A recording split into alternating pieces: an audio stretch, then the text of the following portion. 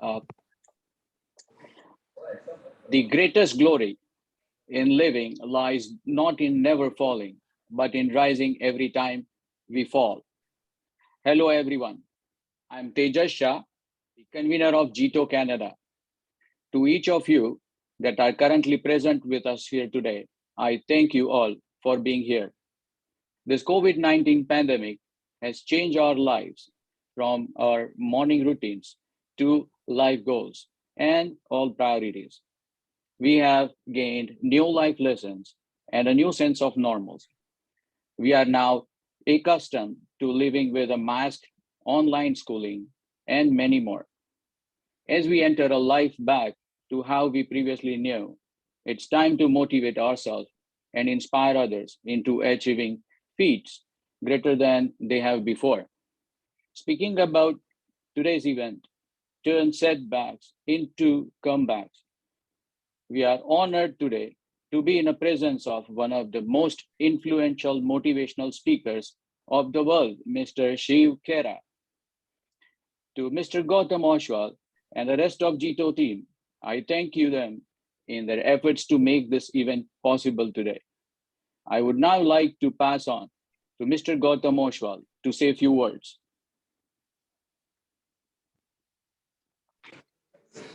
Thank you, Tejas. I just wanted to thank Shiv Khera ji. Just for all of your information, Shiv Khera is one of the best author, best motivational, and he's known that do his class and grow your business to 10x. The simple conclusion. If you wanted to have a 10x, follow the Shiv Khera ji. And we have called him to Hubli. He have spoken in London.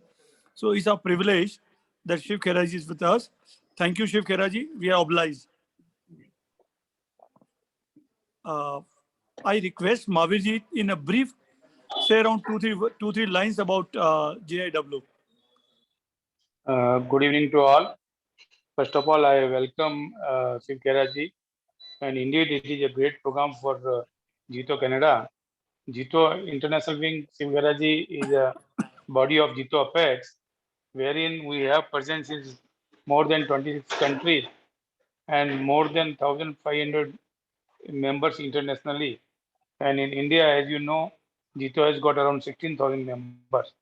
The main motto of GIW was to connect our fellow brothers of Jains from all over the world and bring a single platform. So I once again welcome Shiv Kheraji, and we are very lucky today to hear you and talk to you one-to-one directly. Thank you very much. My humble request to all of you, please switch off your mobile and on your screen to take maximum advantage of Shiv Kheraji. To get his date, we need to wait for 3 months. So please keep your mobile off. This is my humble request to you. Over to you, Tejas. Thank you. It is my greatest honor today to introduce Mr. Shiv Khera. Mr. Shiv Khera is an author, educator, business consultant, and a much sought after speaker. He inspires and encourages individuals to realize their true potential. He has taken his dynamic personal messages to opposite sides of the globe, from US to Singapore. His 40 years of research and understanding has put millions on a path of growth and fulfillment. Over 8 million copies of his book have been sold globally, including his international bestseller, You Can Win, in 21 languages. His clients include Lufthansa, HP, DHL, HSBC, Canon, Philips, Mercedes-Benz, Johnson & Johnson, MetLife, and many more. Tens of thousands have been benefited from his dynamic workshop internationally in over 20 countries, and millions have heard him as a keynote speaker. He has appeared on numerous radio and television shows. Mr. Khera is the brand ambassador of Round Table Foundation. He has been honored by the Lions International and Rotary International. His trademark is winners don't do different things, they do things differently. Ladies and gentlemen, please welcome Mr. Shiv Khera. All right. Thank you. Tejas. Thank you for the kind words. I appreciate that. And actually, for this program to put together, I think the credit goes to Mr. Gautam Jaiswal. He's the quarterback who keeps pushing me and getting in touch with us to get the whole ball rolling. And thanks a lot. All right, folks, let's get started. See, the title of the program is Turn Setbacks into Comebacks. I've had 3 major setbacks in my life, and I'm going to share what helped me come back. That's one. Number 2, I'm not that educated. My academics are, I'm a BCom 3rd division, failed in my 10th. That's my academics. Now, Tejas, I come from a business family. We had coal mines in India, close to 1,000 people working. Now, I didn't create them, I inherited them. And the coal mines got nationalized, the government took over. And right from being a mine owner, we came on the street. Street means street. Now, some families had money, our family did not, because my father had died when I was just about finishing college, and we were left with the liabilities and the assets were gone. And I was married just 4 weeks then.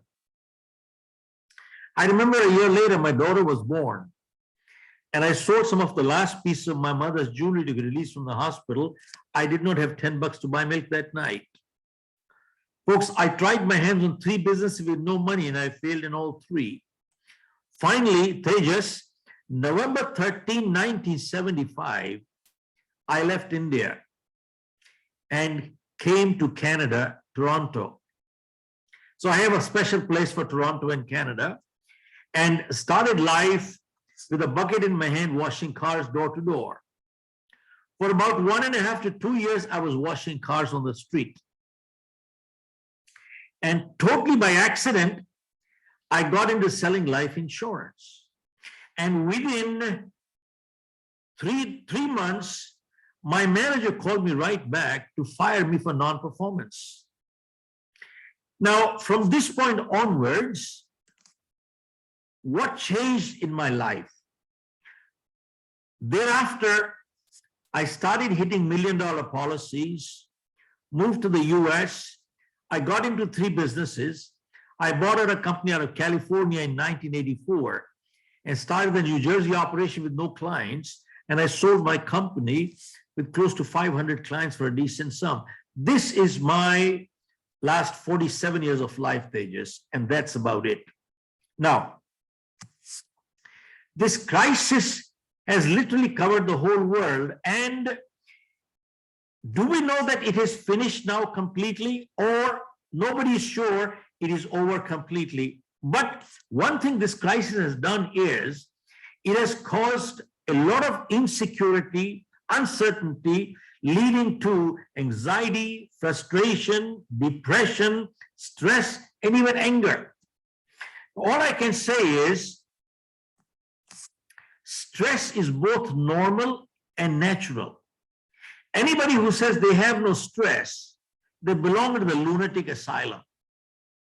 Folks, and all stress is not bad.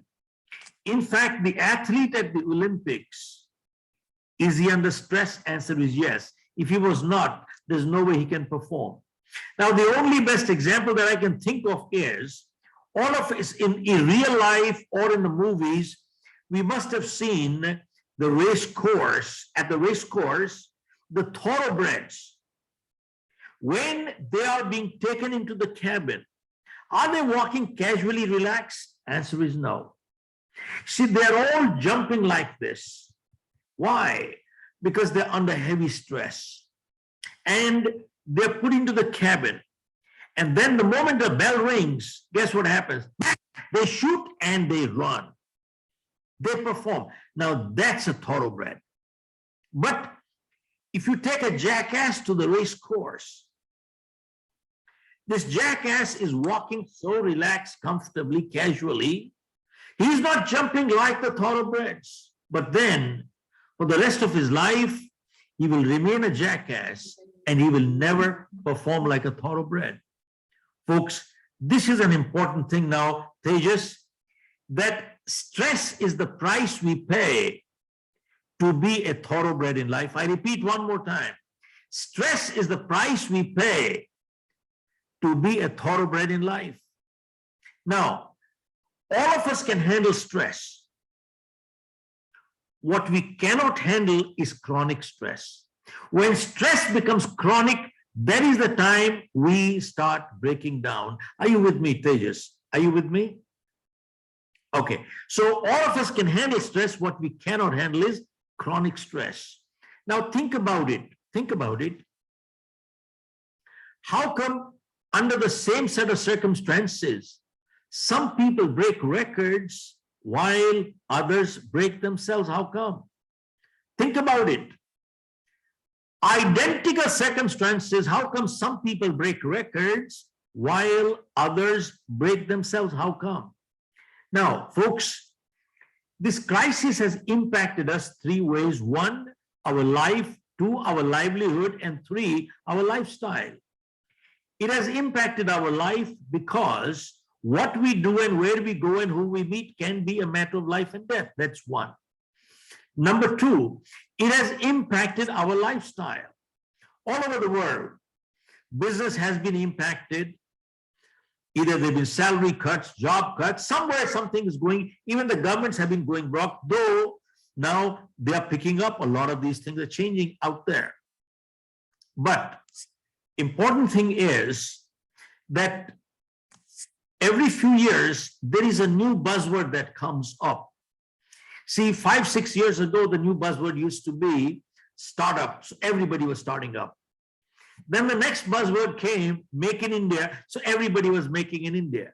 And now the new buzzword is work from home. Though now the hybrid has come up and many offices have opened up and people are back into their offices anyway.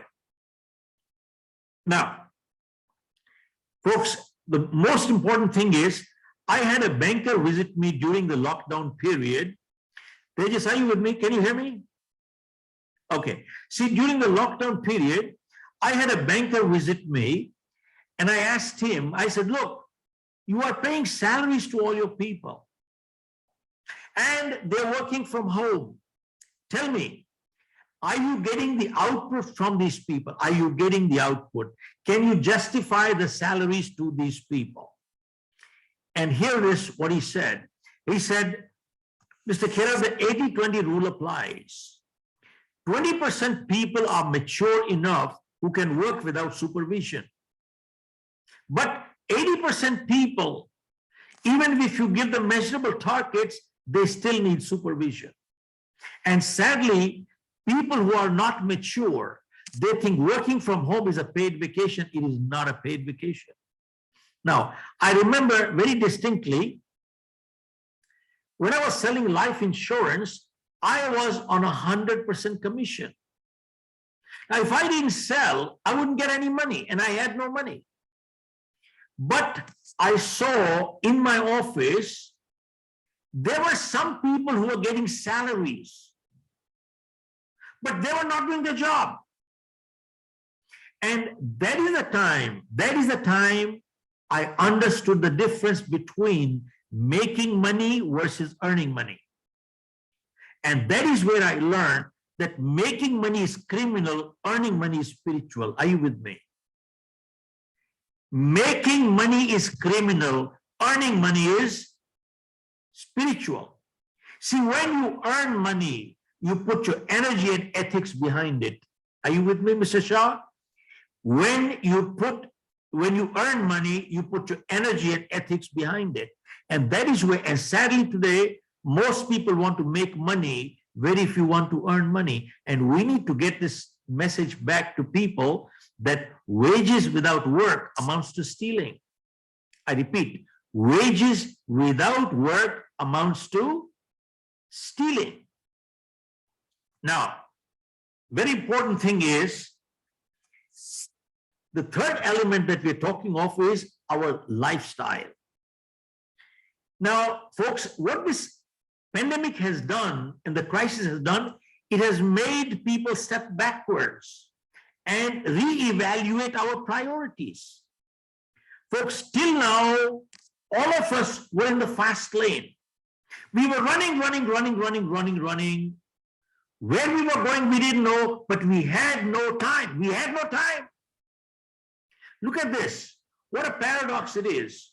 The amount of time-saving devices we have today, we have never had that many in history.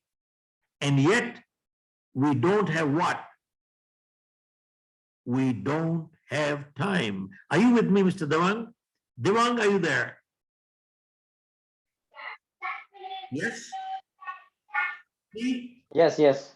The amount of time-saving devices we have today, we've never had that many in history, and yet we don't have what? We don't have time. You know why? Because somewhere we messed up our priorities. Folks, and I'm not lecturing here, I'm guilty myself. And whenever we mess up our priorities, we forget to distinguish between what's urgent in life and what's important in life. Urgent may or may not be important, and important may or may not be urgent. But the interesting thing is, whenever we ignore what is important, it always converts into urgent. See, health is important, but it's not urgent. Exercising every day is important, but it's not urgent.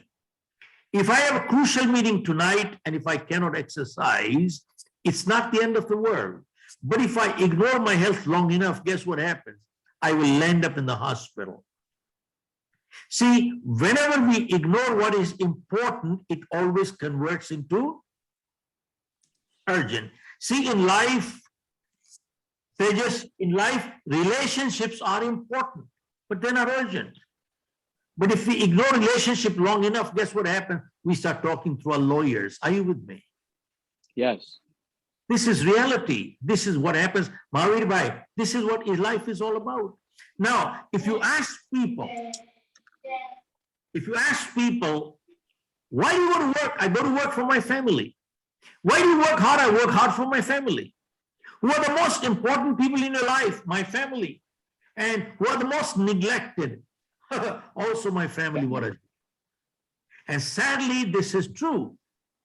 Sometimes the most important people in our life also become most neglected people too. And by the way, I'm guilty myself. But now what this crisis has done is, it has made people step backwards. And they said, till now we were running all right, but check, were we running in the right direction? And now the moral of this little story is that in life, direction is much more important than speed. Are you with me? I repeat, in life, direction is much more important than speed. Okay, that's as far as that is concerned. Now, we have this little quote you must have heard. It says, winners don't do different things, they do things Differently. Now, many times people ask me, Mr. Khera, what do they do differently? And my answer is, winners form the habit of doing things losers don't like to do. I repeat, winners form the habit of doing things losers don't like to do. And what are the things losers don't like to do? They're the same things winners don't like to do either, but they do it anyway. You notice one thing. Losers don't like to get up in the morning. Winners don't like to get up in the morning either, but they get up anyway. See, losers don't like to work hard. Winners don't like to work hard either, but they work hard anyway. See, winners form the habit of doing things losers don't like to do. Now, why am I sharing this with you? Because if we have to think to do the right thing, we can never do it right. It must come automatic. It must come automatic. Now, I don't care how old we are. When we were kids, when we were growing up, our parents said one thing: form good habits and habits form characters. Because 90% of our behavior is habitual. We don't think, we just act. And if we have positive habits, we are a positive character. If we have negative habits, we are a negative character. And folks, good habits are hard to come by, but they're easy to live with. And bad habits come easy, but they're hard to live with. And before we got the habits got us. Are you with me? Before we got the habit has got us. Now, why am I sharing this with you? Winners form the habit of doing things losers don't like to do. How many times have you heard people talking like this? This person is just lucky. Every time he touches dirt, becomes gold. And this person just unlucky. Every time he touches gold, becomes dirt. Now, there's a lot of truth in this statement. The person we call lucky, every time they touch dirt, becomes gold. Analyze their life. Analyze every transaction in their life, and you will find the positive behavior has become habitual. Every time they do it right, it happens right, because the reflexes move right.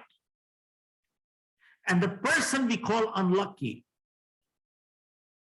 every time they touch gold, becomes dirt.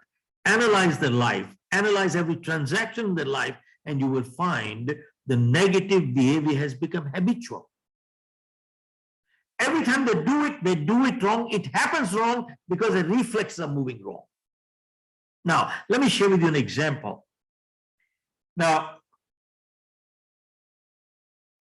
how many times have you heard this phrase which says, practice makes perfect? If you heard this, how many believe it is true that practice makes perfect? If you believe, then go ahead, give me a thumbs up sign. Give me a thumbs up sign. Practice makes perfect. Give me a thumbs up sign if you agree with that, Tejas. Okay, all of you gave me the wrong answer. All of you gave the wrong answer. Folks, hear this carefully. Practice does not make perfect. Practice only makes permanent whatever you practice. Remember, only perfect practice makes perfect. Some people keep practicing their mistakes and they become perfect in making mistakes. I'm not playing on words. I'll share with you every area of your life. In martial art, when these young kids start learning martial art, they get white belt, yellow belt, orange belt, purple belt, green belt, and brown belt and black belt. 5 years later, even when they get the black belt, they're practicing the same thing. What they're learning. What is that? It is block, punch, block, punch, block, punch. 5 years later, they're still doing block, punch. Why? Because they want to get the block and punch into reflex action. Because the teacher realizes that if the student is ever in a street fight, if he has to think to block and punch, guess what will happen? He'll get beaten up. A martial arts student never has to think to block and punch. His reflexes move so fast. And when these kids start learning martial art, they hit hard. At that time, the teacher said, son, go slow. Go slow, learn the right form first. Get your form right. Before the speed, your form ought to be correct. You know why? Because if your form is not correct, that is what incorrect will become permanent. Remember, practice does not make perfect. Practice only makes permanent whatever we practice. I'll show you one little example. There are many people who are chronic liars. They tell lies. And you know what they say? This is a little lie. When the big one comes, I'll tell the truth. You know something? You practice enough little lies in your life. When the big one comes, what happens? You end up telling a big lie. Are you with me? See, many times people say there's a little thing. When the big one comes, I'll show courage. You practice cowardice, enough little things in life. When the big one comes, what happens? You end up being a big coward. Remember, practice does not make perfect. Practice only makes permanent whatever you practice. Okay. Folks, we're talking in terms of winners do things differently. Now, since we don't have a whole lot of time, I've been given about 45, 50 minutes, but let me share with you a couple of other things. How do we turn a setback into a comeback? I'm going to share with you, normally I have 9 steps, but I don't think we have time for the 9 steps, but I will cover at least 4 or 5 with you tonight. Folks, the first step on turning a setback into a comeback is, number 1, I'll go slow. If you want to take this down, please do so. And that is called the Serenity Prayer. About 47 years ago, Tejas Bhai, 47 years ago, I attended a program by Dr. Norman Vincent Peale in New York. The man who wrote the book Power of Positive Thinking. There are 1,000 people, I was one of them. Dr. Peale came in, looked at everybody, and he said, "You people appear so cool, calm, and comfortable. It appears nobody has a problem here." Then he asked, "Does anybody here have a problem? Now tell me, who doesn't have a problem?" Everybody has a problem. So everybody raised their hand. Then he asked, "How many people would like to get rid of their problem?" So again, everybody raised their hand. And then Dr. Peale said, "While I was coming here to this congregation, I came across a place where I saw some people lying down, all relaxed, totally comfortable. They had no problem whatsoever. How many people would like to know where that place is?" Again, everybody raised their hand. And then Dr. Peale said, 2 blocks away from here, there is a cemetery.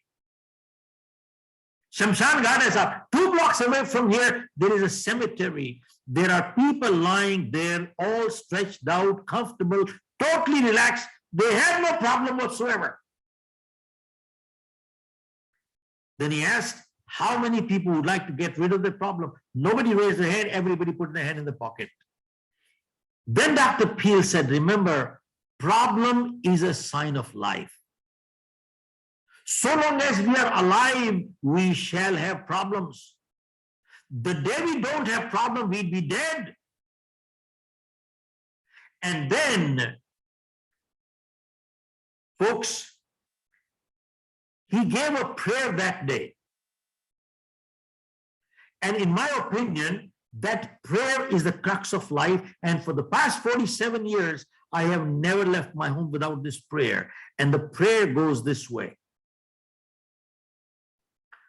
God grant me the serenity. Mahavir Bhai, God grant me the serenity to accept the things that I cannot change, and courage to change the things that I can, and wisdom to know the difference what I can and what I cannot. I repeat, God grant me the serenity to accept the things that I cannot change, and courage to change the things that I can, and wisdom to know the difference what I can and what I cannot.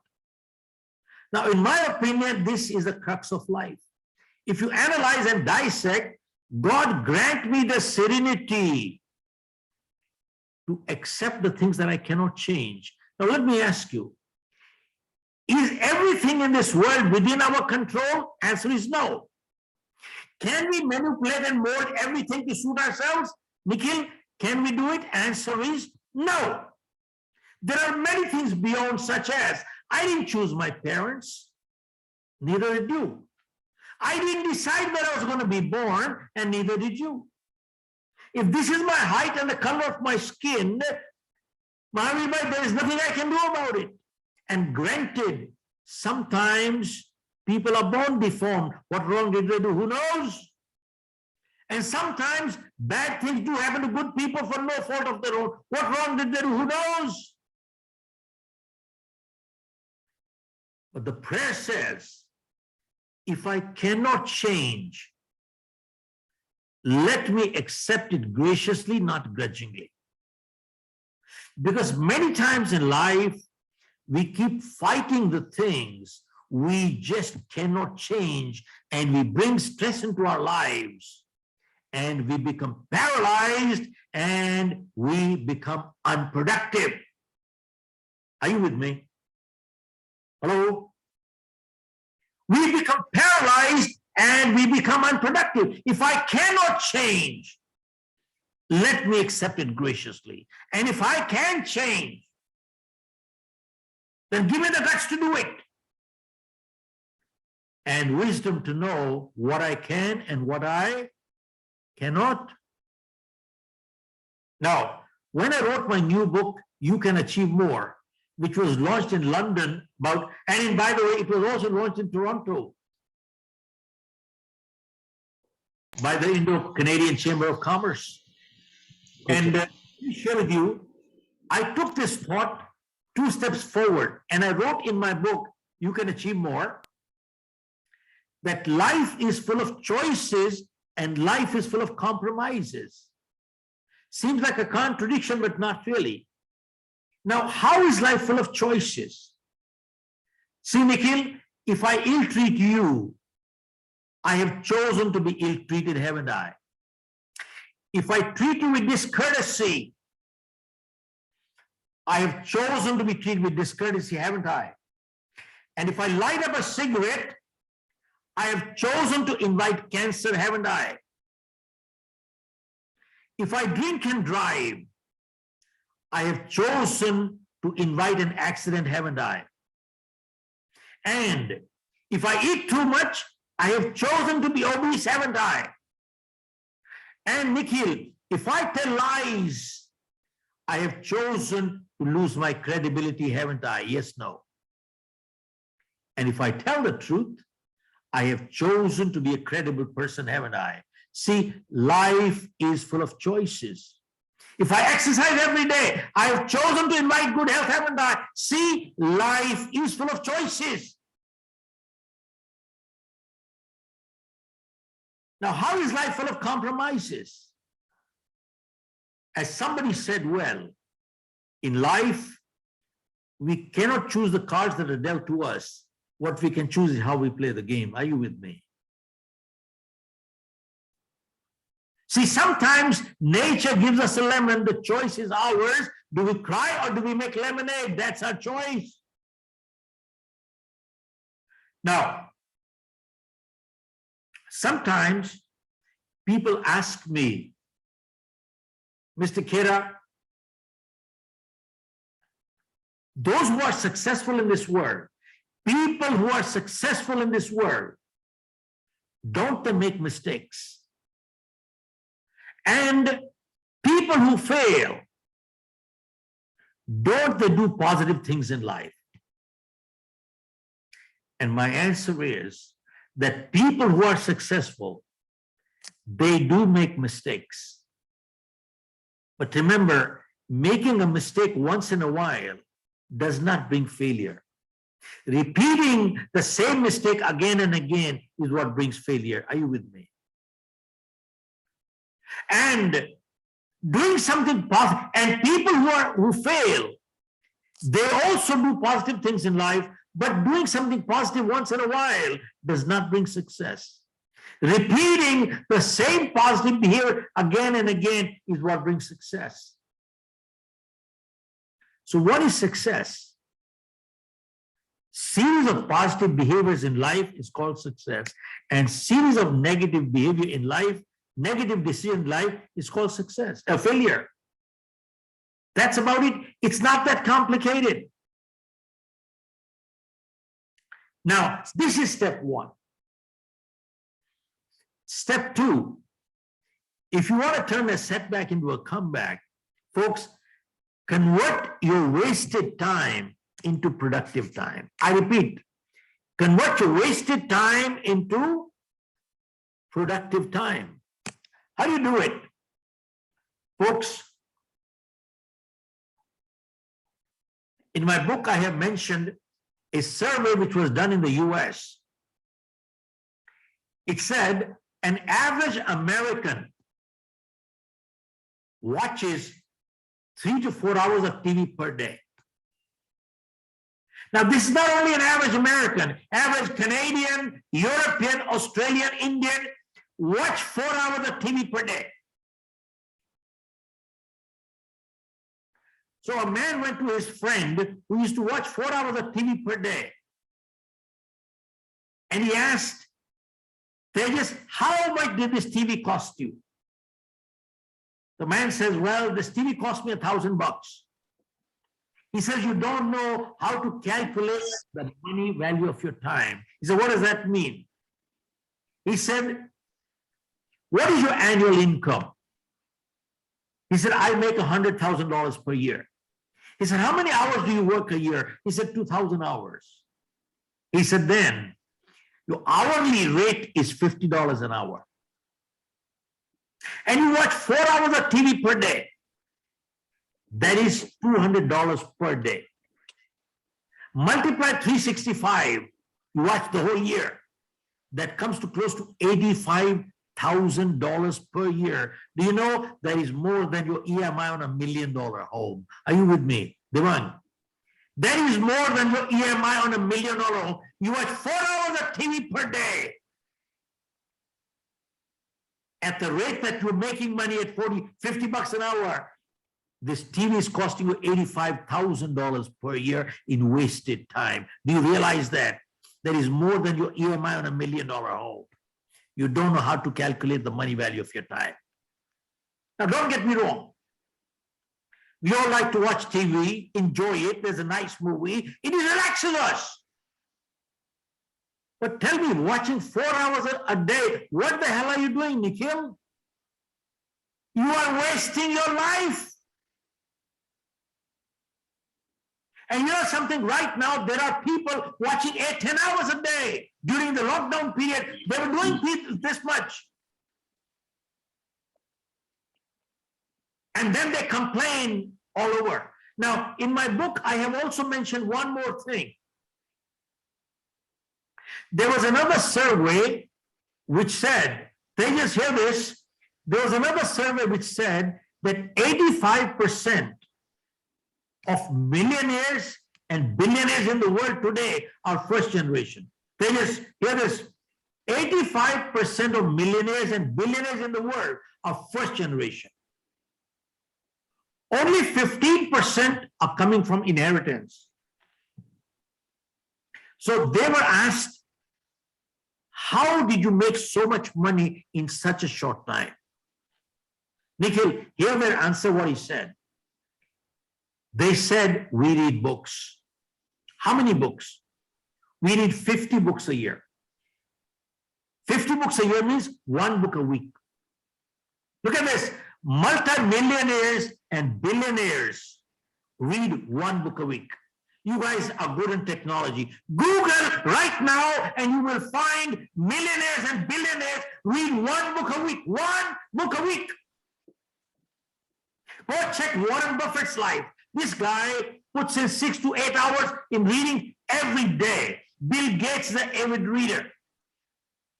And they were asked, what kind of books do you read? You know, the answer was, we have no time to waste. We don't read fiction because fiction will remain fiction. We only read self-help books, only self-help. Why? And the answer was, 1 good idea is worth $1 million. Are you with me? 1 good idea is worth $1 million. How many ideas do you need to succeed in life? Only 1. 1 idea.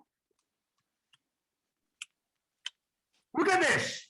Multi-millionaires and billionaires read 1 book a week. What does it tell you? There is a connection between learning and earning. Learn more, earn more, learn more, earn more, learn more, earn more, learn more, earn more. There is a connection between learning and earning. And yet, there are people who are unemployed, underemployed. They have the time. They will waste time watching TVs and serials. and you ask them, don't you want to read a book? You know what they say? I have no time. You know something? Their priorities are messed up. The priorities are messed up. And they will keep complaining for the rest of their life. And I learned one more thing. That a serious reader will never borrow or lend books. Never, never, never, never. Many times, people come to me and they say, Mr. Khera, I got a great new book. I can lend it to you. I said, don't. Either give it to me, gift it to me, sell it to me. Don't lend it to me. Why? Because I won't give it back to you. Why? Because when I read a book, I always underline, make notes on the side. Why? Because I learned one thing. Reading a good book once is not good enough. And when I read the second time, I only read my underlined notes, and that's about it. Now, let me share with you an example, Nikhil. Arrow Electronics from US. It's a $26 billion company. They're my clients. And during the peak of the COVID, during the peak of lockdown, during the peak of lockdown, they celebrated a bumper quarter, $2 billion in sales. When people were hurting, these people were going up electronics. So they celebrated, it was an awards function, and they invited me to keynote on a virtual basis. After we finished the function, I asked the managing director, I said, the world is hurting, you guys are selling and celebrating a bumper quarter. You know what his answer was? He said, Mr. Khera, you probably don't know me. I attended your program 10 years ago, my leadership program. And he said, at the back of your room, you had a shop, you were selling audios, videos, and books. And he said, I bought your shop. I said, what do you mean you bought my shop? He said, I bought everything. And he said, I have about 800 people working in my company. He said, I gave your book to everybody. And he said, when I took over as managing director of Electronics, we had 2% market share. And today he said we have 20% market share. And he said, I have read your book 25 times. I said, what do you mean you read my book 25? He said, Shiv, reading a book once is not good enough. And when people say, I read your book once, you wasted your time and money. You have got nothing out of it.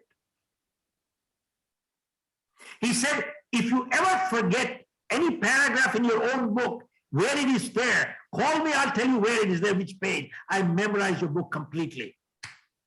And he said, in my company, everybody reads your book once a year.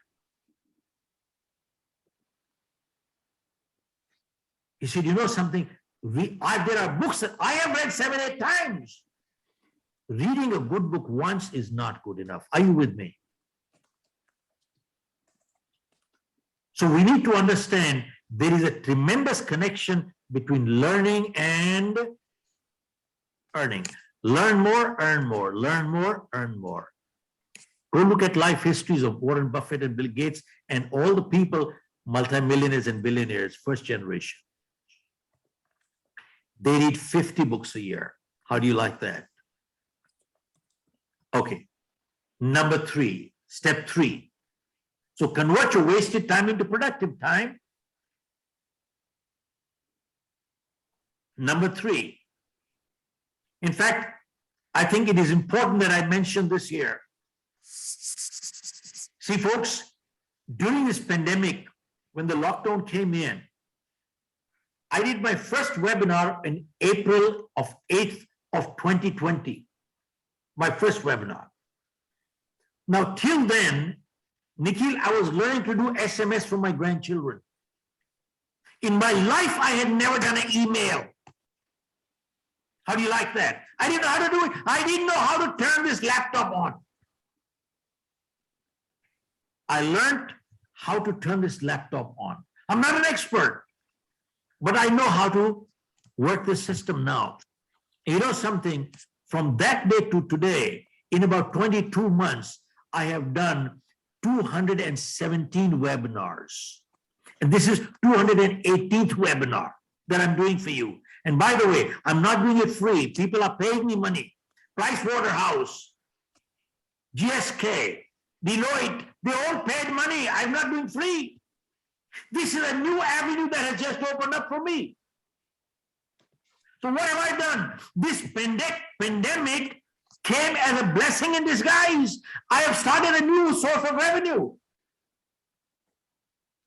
And every day, I spend 2 to 3 hours per day in reading a good book or listening to a nice video, motivational video. So I spend 2-3 hours every day in my own education. Are you with me?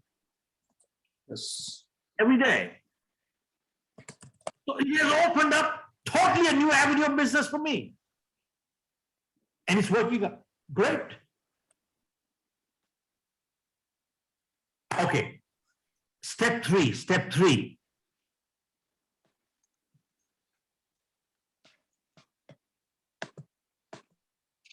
If you want to turn a setback into a comeback, folks, build strong relationships in life. I repeat, Tejas bhai, build strong relationships in life. Folks, our biggest asset in life is not our bank balance. Praful bhai, it is not our bank balance, but it is our relationship balance. Absolutely. Now, have you noticed one thing? That people who have good relationships, what they can achieve with one phone call, you cannot achieve with $1 million. Are you with me, Nikhil?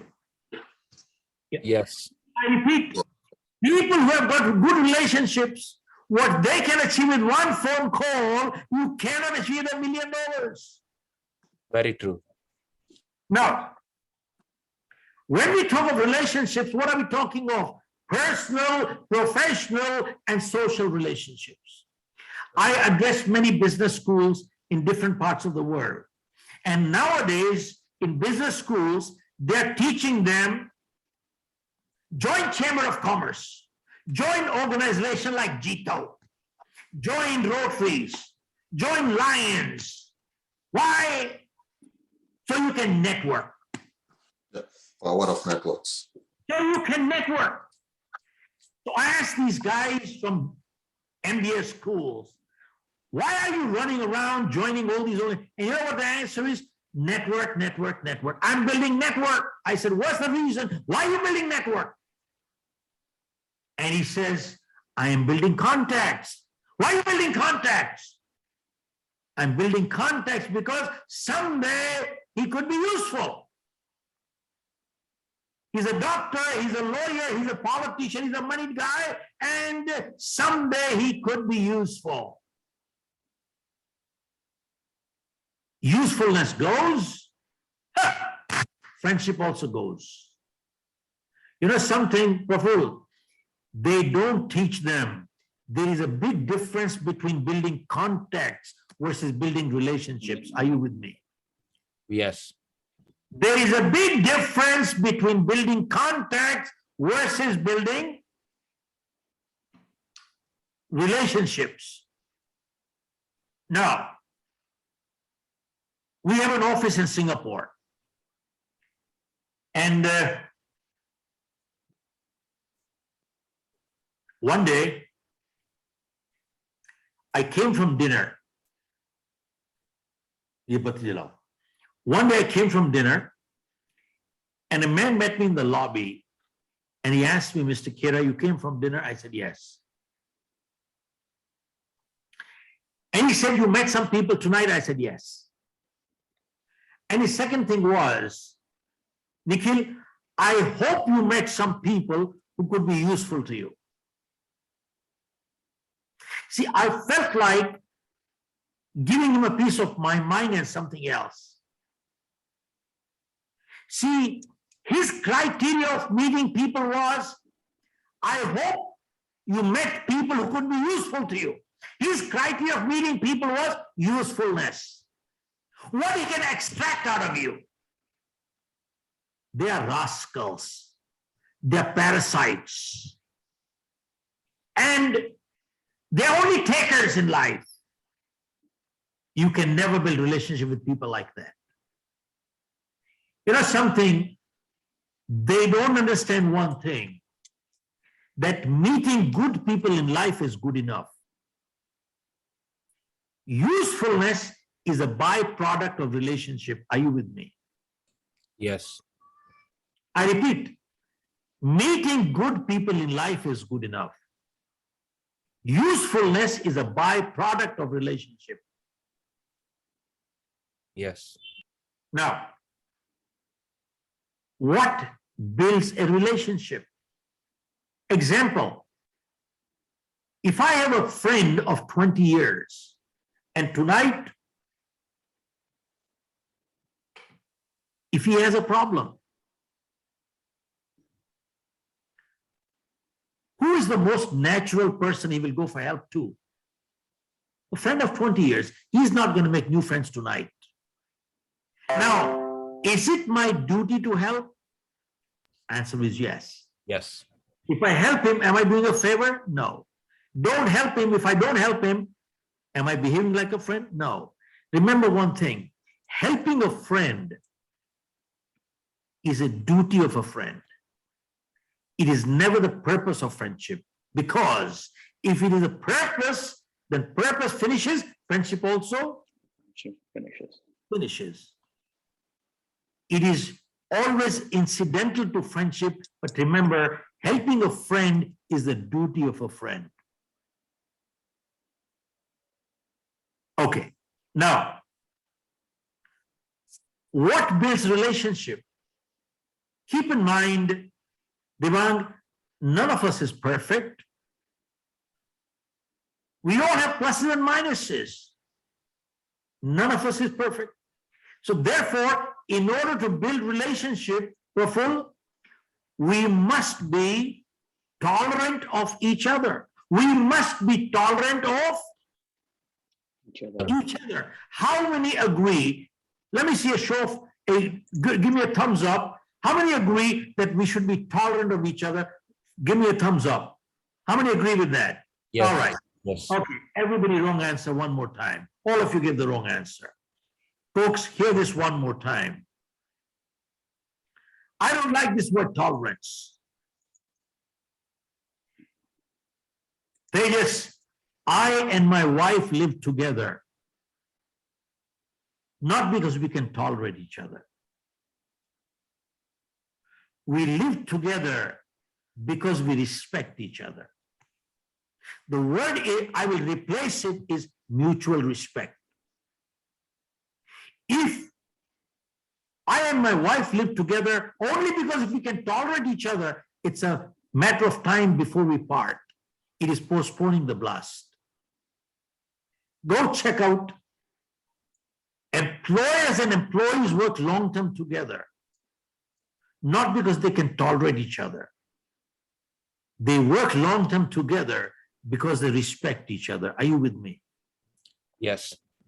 The day respect for each other goes, you cannot work together, you cannot live together. The word is mutual respect. Yes. And important thing is,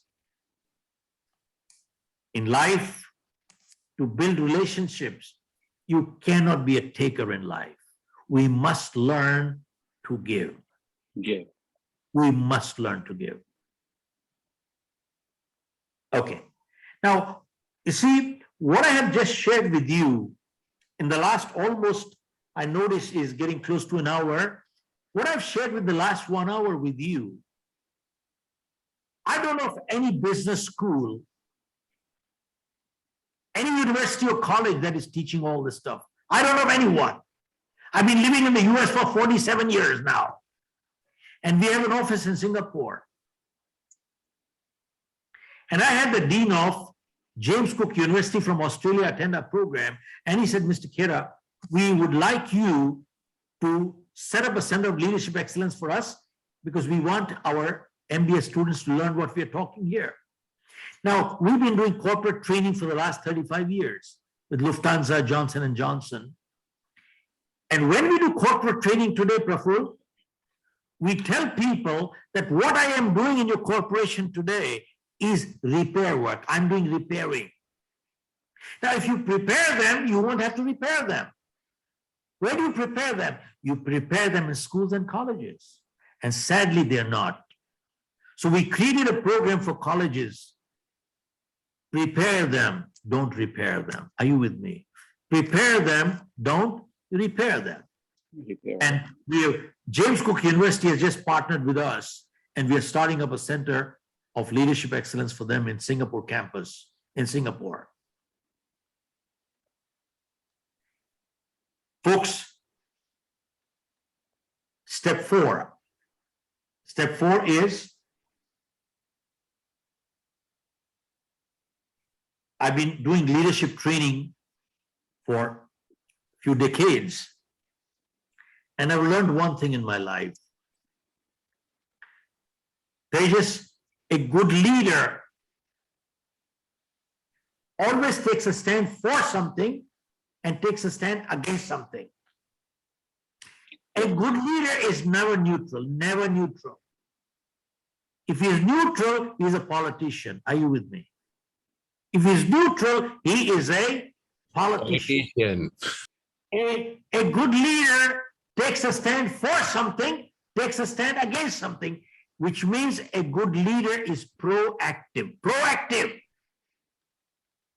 Yes. When we do our leadership program, 4-day leadership program, we ask people, are you a good person? And sometimes they say, yes, I'm a good person. And then you ask them, what makes you good? They say, well, I don't do bad, so I'm good. I don't tell lies, I don't steal, I don't cheat, so I'm good. And my answer is, I disagree with your answer. Folks, not doing bad does not make a person good. If you don't tell lies, it only means you're not a liar, but that doesn't make a person good. And if you don't steal, it only means you're not a thief, but that does not make a person good. Folks, go ask a medical doctor. Absence of ill health does not mean good health. Praful, are you with me? Absence of ill health does not mean good health. Not doing bad does not make a person good. A person becomes good when they proactively do good. Okay. Now, why am I sharing this with you? Because once I addressed a group of 4,000 or 5,000 people, and one person from the audience came up and he asked me, Mr. Khera, are you a Gandhian? So I learned one thing in my life: before you answer a question, one, clarify the question. Number two, sometimes the best answer to a question is a question. So I asked him, sir, can you tell me, how do you define a Gandhian? What are the criteria of being a Gandhian? So he thought a little bit and he said, Gandhi believed in 3 principles. 1, Gandhi believed that with love you can win everybody. Number 2, Gandhi believed in the principle of tolerance. And 3, Gandhi believed in non-violence. 3 principles of Gandhi. Then he asked me again, are you a Gandhian?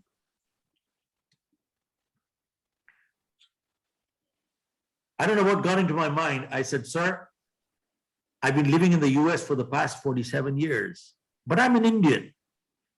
And we respect Our epics, the Mahabharata, Ramayana, Bhagavad Gita, I mean, and the Guru Granth Sahib, they are respected. I've not read them, but I've heard them. I don't know what got into my mind, Tejas. I just asked him, sir, can you tell me, was Ram a Gandhian? Now let's look at your three principles that you said of being a Gandhian. One, with love you can win everybody. Tell me, was Ram able to win with love everybody? Answer is? No. Answer is no. So Ram failed the first test. And two, you said tolerance. Did Ram say, I'm a very tolerant guy? You kidnap my wife, it's okay, I'll get a second one. You kidnap a second one, I'll get a third one. You kidnap a third one, I'll get a fourth one. Did he say that? No. He said, no, I don't tolerate kidnappers. And three, you said nonviolence. What did Ram do? I said he pulled out his weapon and he killed that evil. Even for self-defense, that is violence. And Ram didn't say, let's compromise. Did he say that? Did Ram say, I'm a neutral guy? He said, to hell with you. He killed them. That means Ram was not a Gandhian. And then, why go that far? Go look at your life histories of the 10 Sikh gurus. When the Mughals were forcibly converting people into Islam, the 10th Sikh guru, could he win with love? Answer is no. Did he say, I'll tolerate terrorism? He said no. Did he have to pull out the weapon? He fought. So he was not a Gandhian either. And I said, you talk of scriptures. You talk of scriptures. Show me one place in the scripture where it is written that when an enemy, Praful, when an enemy is auctioning the respect and dignity of your women and children, where does it say in your scriptures? At that time, you should go to the temple and do bhajan kirtan and do meditation. Where does it say it? Nowhere. I said, there is a time to fight. Not fighting is called cowardice. And I said, hear carefully, I am not a Gandhian. And I have no problem with that.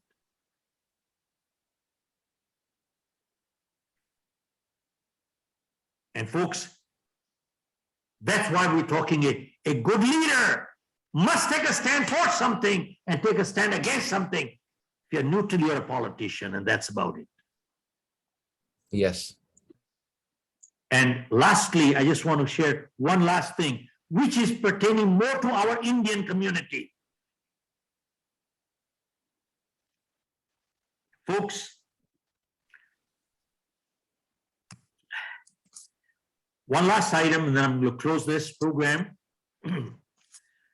Folks, in order to turn a setback into comeback, we must learn to accept responsibility ourselves.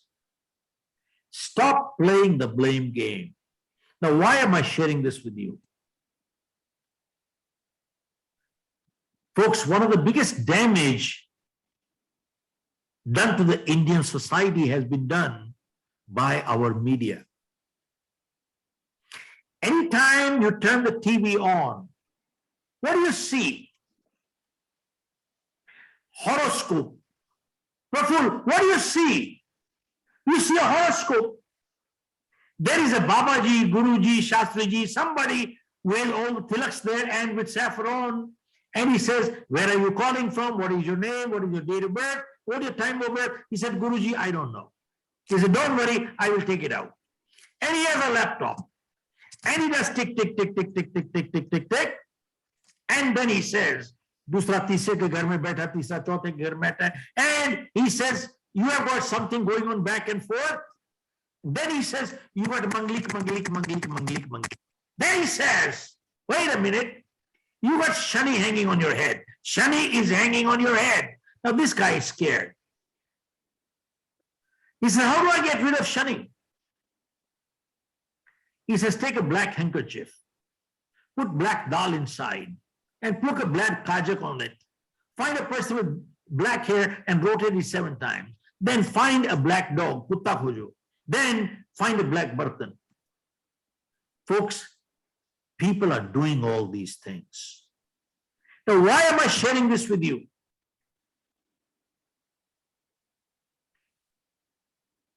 If you read, if it is so easy to get Shani in, Shani out, Shani in, Shani out, Shani in, Shani out, if it is so easy, why don't we send Shani to Pakistan, destroy all the terrorists?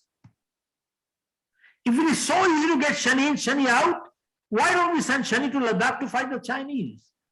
And Devang, my biggest question is, why does Shani permanently only stay in India? Shani never goes to Australia? Shani never goes to New Zealand? What is the matter? You see, if you read life histories of Swami Vivekananda, Dayanand, Guru Nanak, they never ever believed in all these things. Never, never, never, never, never. In fact, since you are in Canada, there are a lot of Sikh there. Do you know something? They fought against superstition. They fought against superstition. Do you know, in Sikh families, there is no mangling. They never tell you horoscopes. And do you know, all Sikh families, wedding is done on a Sunday. Sunday doesn't sit right, they do it on a Saturday. Saturday doesn't sit right, they do it on a Friday. Why am I sharing this? Because faith gives strength. But blind faith leading to superstition weakens people. Are you with me? Yes. Faith gives strength. Yes. But blind faith leading to superstition weakens people. I remember once I was going to the airport and the driver hit the brakes, so the car came to a screeching halt. I asked him, what happened? He says, Billi rasta kaat gayi. A cat has crossed the road. So I said, what happens now? This is upsetting, hai, kuch nuksan ho jayega. So I said, if I miss my flight, that will be a big loss. So I asked him, of course the conversation was in Hindi, I asked him, कि भैया आप क्या करोगे? Now what will you do? कहता सब गाड़ी रोक देता हूं. मैंने कहा for how long? कब तक? बोले जब तक सब दूसरा कोई निकल नहीं जाता. मैंने कहा उसका नुकसान हो जाएगा. That's his problem. He knew the answer. That's his problem. Then I asked him one more question. I asked him, supposing you are 15 years behind and the cat had crossed the road and you had not seen the cat. In that case, you would have just been driving straight and you would have been the first car. Then what would have happened? Yes. Look at the answer what the man gives. कहता साहब, in that case, बिल्ली की power कम हो जाती है. बिल्ली की power. You know something, the sad part, you and I are laughing, but educated MBA, PhD are doing this today. That is a fact. And I will strongly recommend, go Google a little bit, do Google. You will find 2018 January issue of India Today. There is an article which says superstition and astrology. And it says because of superstition, in many parts of India, natural childbirth has gone down by 80%. 80%. And they quoted South India, and I just came today from Hyderabad, Bangalore, Madras, and you can Google and check it out. 80% of childbirth in South India is done through C-section operation.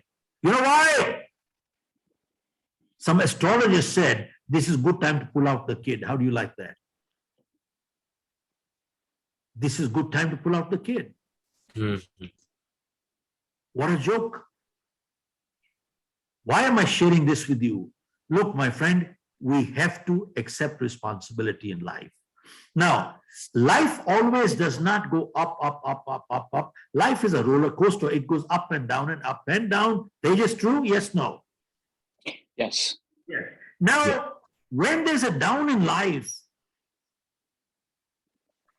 a person who is responsible will analyze the situation and he will ask, if a similar situation came again, will I behave the same way?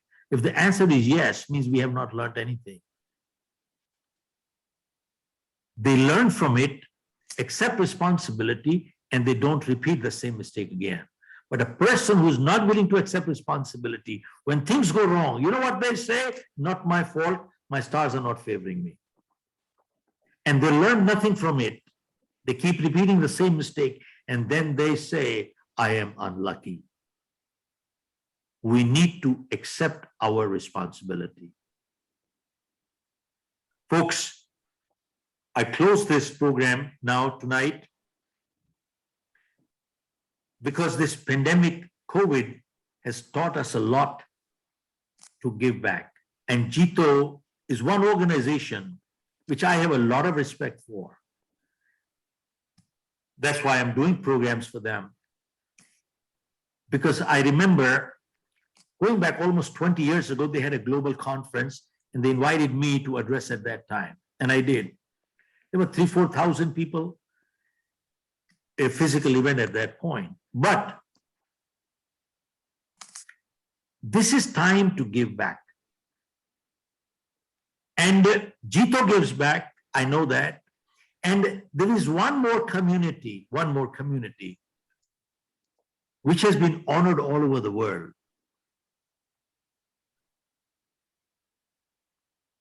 By Government of Canada, US, UK, Australia, New Zealand, everywhere.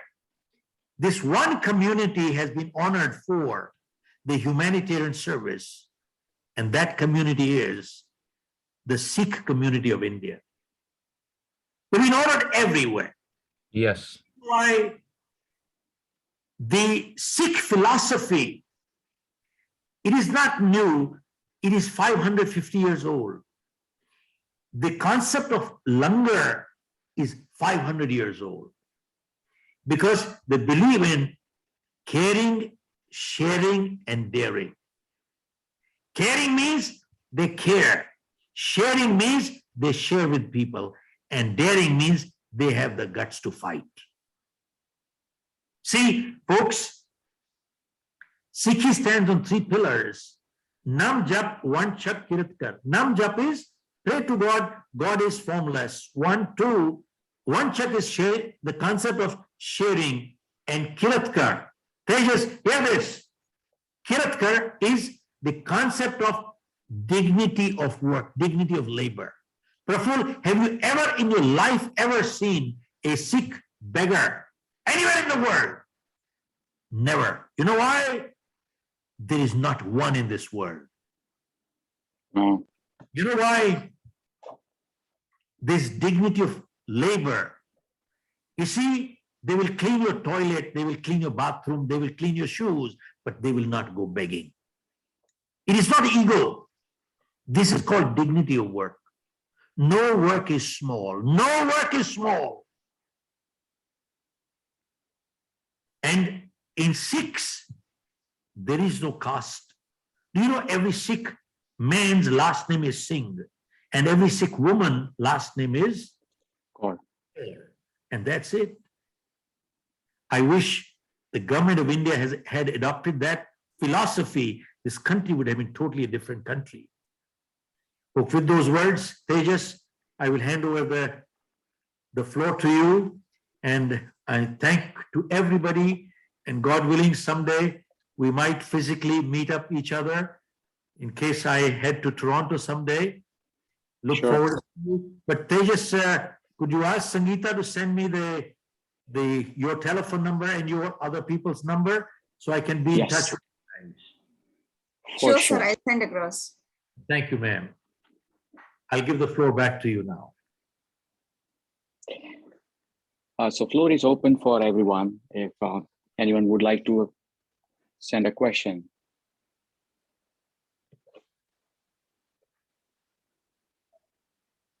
I think we've gone a long time in the program, way over.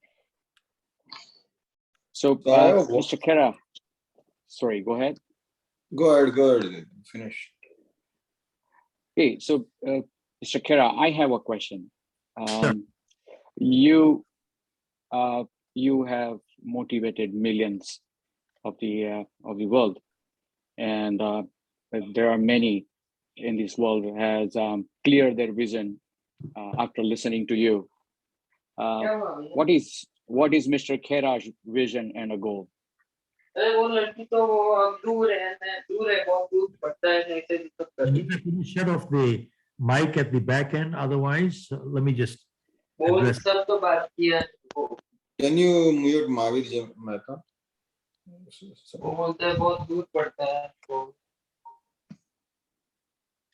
Thank you. All right, well, whoever asked this question, see, my vision right now is to do something positive in India and possibly see how we can get rid of corruption, and especially in our political circles everywhere, because that is one thing that is holding our country down. See, we owe it to our country also. See, our country of adoption is the US, and country of origin is our own Indian country. So we owe loyalties back and forth. So really, my vision is that I need to get involved a little bit somewhere in the political circles and see how we can address our issues on corruption. Because in a corrupt system, an honest person has a hard time and a corrupt person has a great time. See, a corrupt system rewards the dishonest and punishes the honest. Are you with me? Yes. Yes. A corrupt system will punish the honest and rewards the dishonest.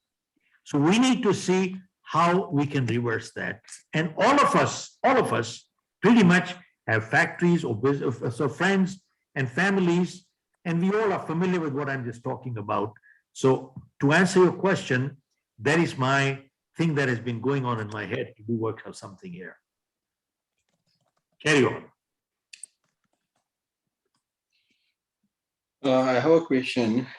How to focus priority and maintain the continuum relationships while other things is become a identifying of the life of your own priority.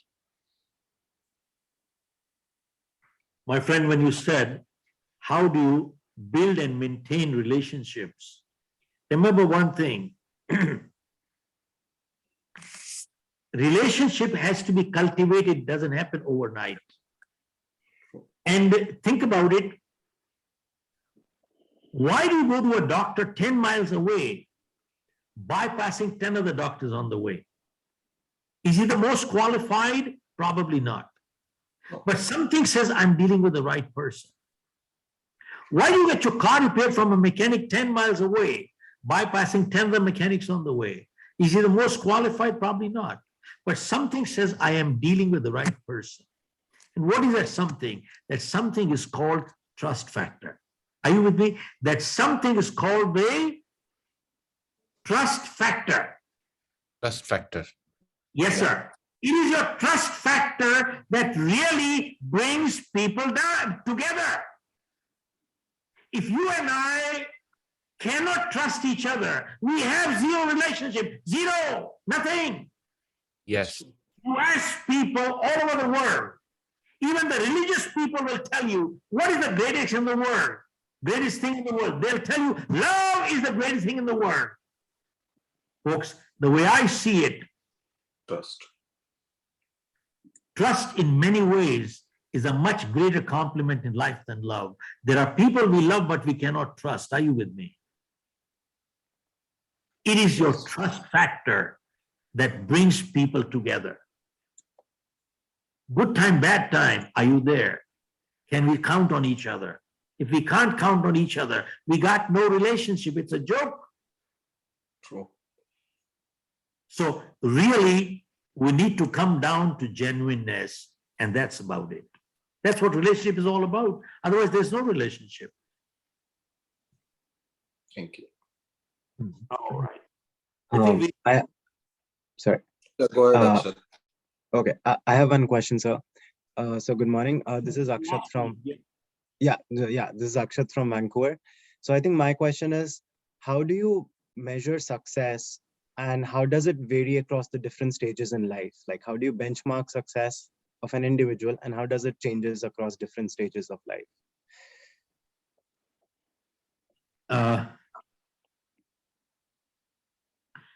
let me ask you, have you found that success is subjective? To some, it means money. To some, it means peace of mind. Some, it means happiness. To some, it means a good family. To some, it means good health. So success is subjective. And that is what determines our priorities. In fact, in my book, You Can Win, I have given a definition of success.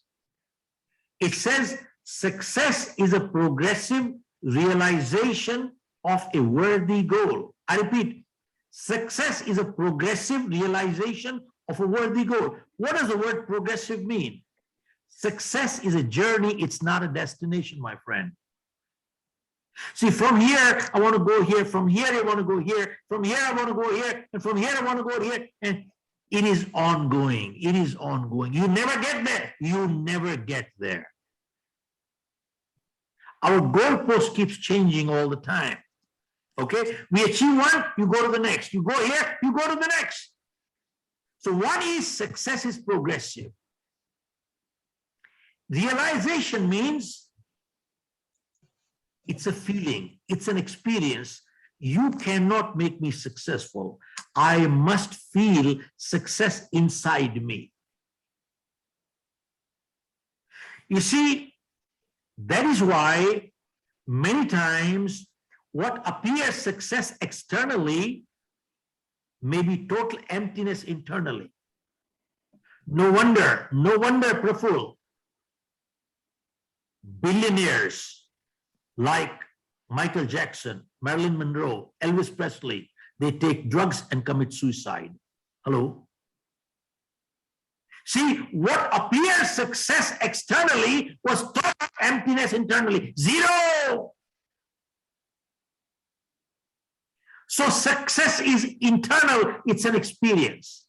You cannot make me successful. I have to feel success. Progressive realization of a worthy goal. Now, I said success is a journey. Now, worthiness determines the quality of the journey. Can people have unworthy goals in life? Answer is yes. So what makes a goal worthy? It is a value system.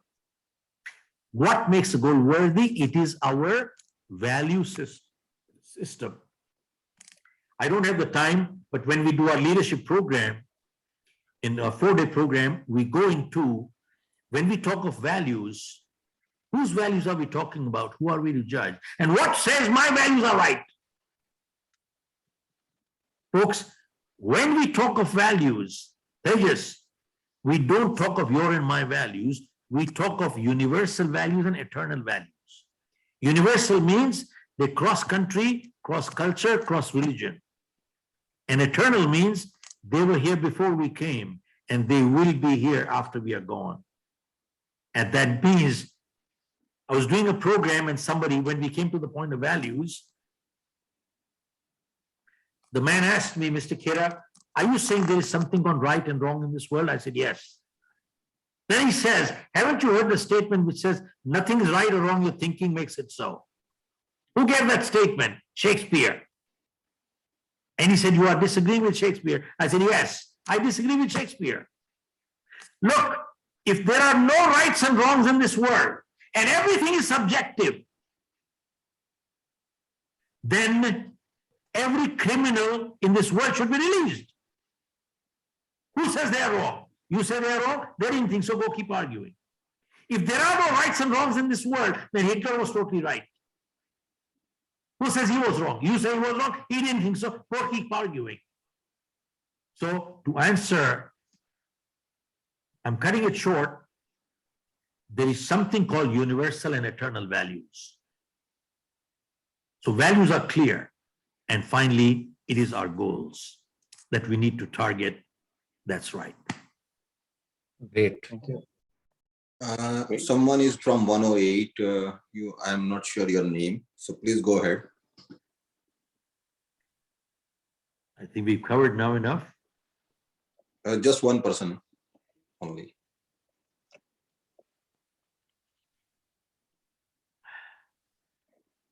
I'm not sure he's there. Okay, We can close. Yeah, go ahead. I request Devang Bhai to give a closing remark.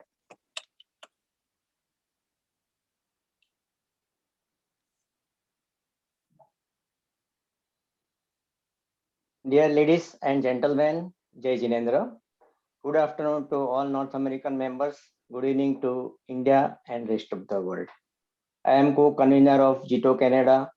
This is my privilege to say word of thanks for today's event of Mr. Shiv Khera. First of all, I would like to thank you so much to Mr. Shiv Khera for a wonderful presentation and inspirational speech. And I believe we all get fully charged to accept the new challenges and our goals of life. I heard his name long time before, and I am fortunate that I have got chance to hear him too. And I am for credit will goes to Mr. Gautam Bhai Oswal, Chairman of GITO International and his team, and Chairman of GITO Canada, Mr. Tejas Shah and his team for organizing this event in very short period of time. Last but not least, millions thanks to all of you for joining today and supporting this event. And I wish same level of support for our future event of GITO Canada. So stay tuned and see you all in the next event. Thank you all.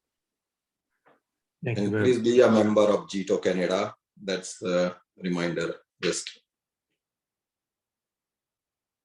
Take your Thank leave. you. Thank you, Thank you. Mr. Khera. Thank It you was very great much. pleasure listening to you. God bless. Take care. Thank you very much. All. Good Thank you. night. Thank you very much.